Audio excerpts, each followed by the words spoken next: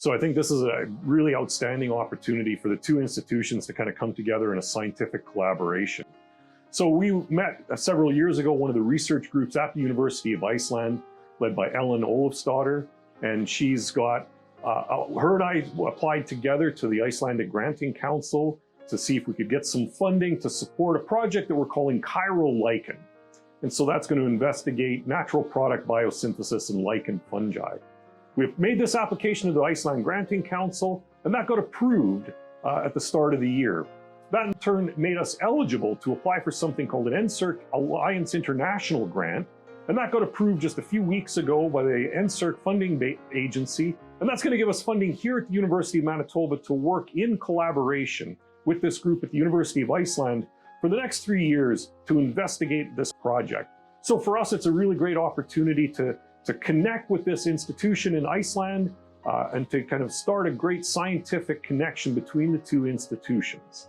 This collaboration matters a lot because Iceland has been, for a number of years at the University of Iceland, they've been investigating the chemistry and ecology and biology of lichen fungi. And that's something that I've been interested in since I started my independent career. And so I took a chance to go to a conference that they were hosting in 2019 and met quite a few of the people at the University of Iceland that were doing some of the lichen research there. We sat down at the end of that conference and we decided that we realized we had a lot of overlapping interests. And so could we find opportunities to work together? And that really was the nucleus of this application to the Iceland Granting Council. I have to say we got stalled a little bit by COVID, but we're happy to kind of get things restarted now that everything's opened up and we've got these applications approved. But we are looking for students to apply to this opportunity both here and in Reykjavik. We've got opportunities funding both here at the University of Manitoba and at the University of Iceland to support PhD students to work on this project and to be able to investigate natural product biosynthesis in lichen fungi. As we say, we're trying to look for the next penicillin that are hiding in these lichen fungi.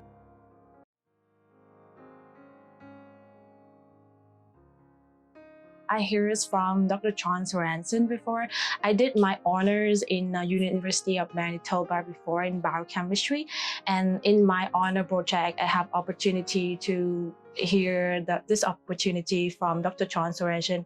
In Iceland, they also did the same similar project with me in usnic acids. So he asked me do you want to join in the group so we can work together and continue your work, and we can develop that project more in the future. The most part I'm excited about I want to know about the people there, how they are working on their project, and I hope I can help them with small part of me to them, so the project will become to another level. That's the exciting part.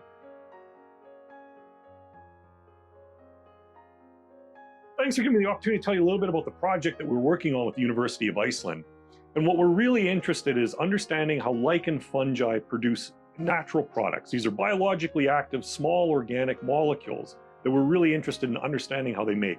And so what we've got here are some of the lichen that we've been using in our group. So some are on the table here, some here. These are lichen that we've actually collected from here in Manitoba. And one of the really fascinating things about lichen is that they can sit dormant for a number of years and then can suddenly reactivate themselves and start producing metabolism, start producing natural products. So this piece of lichen I have here is really dry. In fact, it starts crumbling if I put my fingers on it a little bit. And all I have to do is take a little bit of water and I just spray it on that lichen, and suddenly it becomes all alive and supple, and it's no longer crunchy, and it starts becoming alive and starts turning out metabolism and starts producing natural products.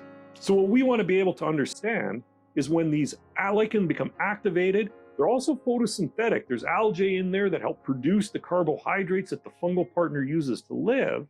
So we want to understand when these lichen get activated by a little bit of water and some sunlight, how long does it take for those natural products to be started to produce inside the lichen?